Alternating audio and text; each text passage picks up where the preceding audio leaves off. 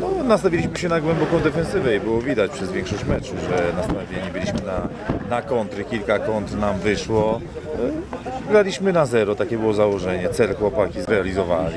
To była następna jednostka treningowa po ciężkim obozie i na pewno trzeba się cieszyć, że tych błędów już było mniej, że już było więcej podpowiedzi na boisku.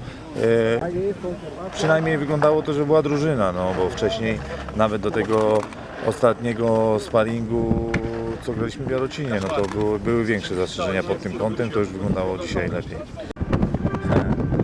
Udało się, postawiliśmy się wręcz defensywnie do gry i Charków prowadził grę i czekaliśmy na swoją szansę. Tam może jakie sytuacje my stworzyli. Przeciwnik tak samo nie dostał do niej dużych szans i tak 0-0 sparring towarzyski.